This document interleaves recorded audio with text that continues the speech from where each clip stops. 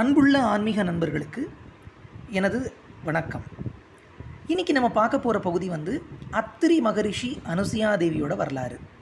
எதற்காக இந்த ஒரு பதிவை நான் போடுறேன் அப்படின்னா, நான் அத்திரி குடும்பம் ஒரு வாட்ஸ்அப் குரூப் இருக்குது.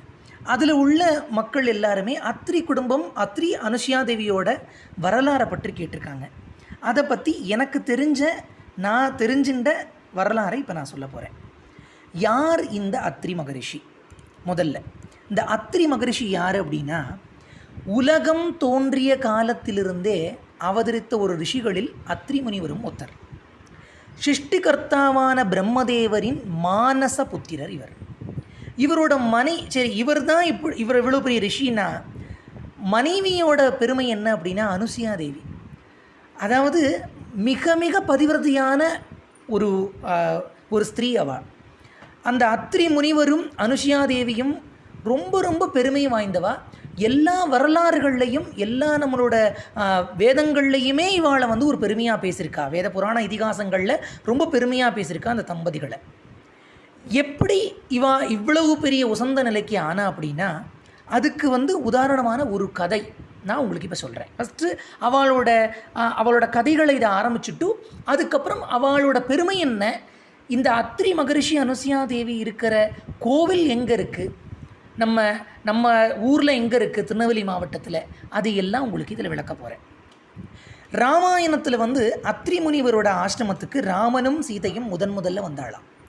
சித்திரக்கூட பருவத்தில் உள்ள காட்டுக்கு ராமனும் சீதையும் அத்திரி முனிவரையும் அனுசுயா தேவியையும் பார்க்குறதுக்கு முதல்ல அவள்கிட்ட ஆசீர்வாதம் வாங்கிட்டு அன்னைக்கு ஒரு நாள் அங்கே தங்கியிருக்கான்றது ஒரு பதிவு கம்பராமாயணத்துலேயும் நம்ம வால்மீகி ராமாயணத்துலேயும் இருக்குது. இதில் என்ன ஒரு பதிவு என்னென்னா, நம்ம எல்லாரும் ஒரு சின்ன விஷயம் நம்ம கற்றுக்கணும். நம்ம பதிவிரதை தன்மைக்கும் அந்த அனுசுயா தேவிக்கும் அத்திரி மகரிஷிக்கும் உள்ள ஒரு பெருமை என்ன அப்படின்னா, ராமனும் சீதையும் உட்காந்துருக்கா, தன்னோட மனைவியை பற்றி அத்திரி மகரிஷி பெருமையாக பேசுகிறார். பாராமா, இவள் கொஞ்சம் கூட தனக்குன்னு நினைக்காத ஒரு மனித பிறவியில் மகத்தான பிறவியினோட ஆத்துக்காரி. அவளோட தவ வலிமைக்கு நிகர் இந்த லோகத்தில் இல்லைன்னு நானே சொல்கிறேன், ரிஷியான நானே சொல்கிறேன்.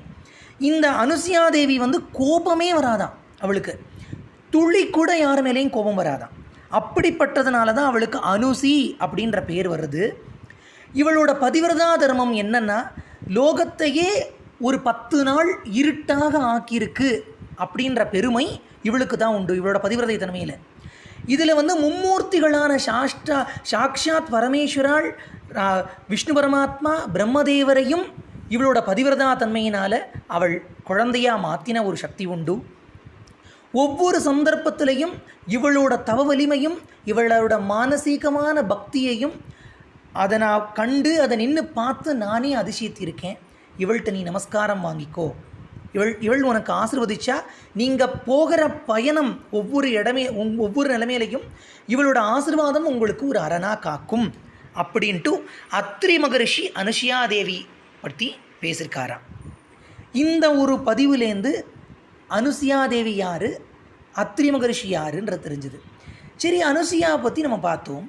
அத்திரி மகரிஷி யார், அவர் என்னென்ன பண்ணியிருக்கார் அப்படின்னா, லோகத்தில் சூரிய தேவனை சூரிய தேவனுக்கே சாபமோச்சனம் இருக்குது. சாபமோச்சனம் போது அவருக்கு சாபமோச்சனம் பண்ணுறதுக்குள்ள காரண கர்த்தாவாக இருந்தது அத்திரி மகரிஷி.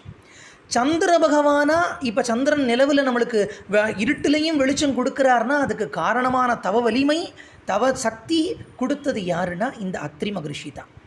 இந்த கதையோட தொடக்கம் எல்லாம் உங்களுக்கு வர வீடியோவில் உங்களுக்கு நான் சொல்கிறேன். இன்றைக்கி என்னோடய டிஸ்கிரிப்ஷன் பாக்ஸில் நான் ஒரு அத்திரி குடும்பம் வாட்ஸ்அப் நம்பர் உங்களுக்கு கொடுத்துட்றேன். அதில் நான் அட்மினாக இருக்கேன். யாருக்கெல்லாம் அந்த அத்திரி குடும்பத்தில் உள்ள ஆன்மீக அன்பர்களுக்கு அதோட பதிவுகள்லாம் வேணும் அப்படின்னு கேள்விப்பட்டேன்னா அவளை கமெண்ட்ஸ் பாக்ஸில் அவள் நம்பரை கொடுங்கோ, நான் அவளை ஜாயின் பண்ணி விடுறேன். அதில் முக்கியமான கருத்து என்னென்னா, எந்த அரசியல் பதிவுகளும் கூடாது, முழுக்க ஆன்மீக பதிவு மட்டும்தான் அதில் பதியப்படும். இதில் ஆசை இருந்தவா எல்லாரும் கமெண்ட் பாக்ஸில் அவா நம்பரை கொடுங்கோ.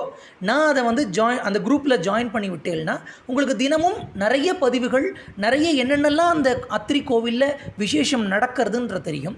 இப்போ அந்த அத்திரி கோவில் இருக்கிற அமைவிடத்தை பற்றி பார்க்கலாம். திருநெல்வேலி மாவட்டம் ஆழ்வார்குறிச்சியில் கிட்டக்க சிவசைலம்னு ஒரு இடம் இருக்குது. அந்த சிவசைலம் ஒட்டிய கடனா நதியை தான் நம்ம அத்திரி மலை, அத்திரி ஹில்ஸ் அப்படின்னு சொல்லுவோம். அந்த கடனா நதிக்குள்ள பெருமை என்னென்னா, கோடை காலத்திலையும் வற்றாத ஜீவநதி அது அப்படின்ற பேர் அந்த கடனா நதி வந்திருக்கு. அந்த கடனா நதிக்கு சுற்றி உள்ள காடு எல்லாமே அத்திரிமலை தொடர்னே சொல்கிறார். இதில் என்னென்னா, அந்த அத்திரிமலை தொடரில் ஒவ்வொரு இடத்துலையும் நிறைய மூலிகைகள் இருக்குது. அந்த மூலிகைகள் சர்வரோக நிவாரணியாக இருக்குன்றது நித்தம் நடந்துட்டுருக்கிற உண்மை. இந்த பதிவு உங்களுக்கு பிடிச்சிருந்ததுன்னா சப்ஸ்கிரைப் பண்ணுங்கள், ஷேர் பண்ணுங்கள். தேங்க்யூ.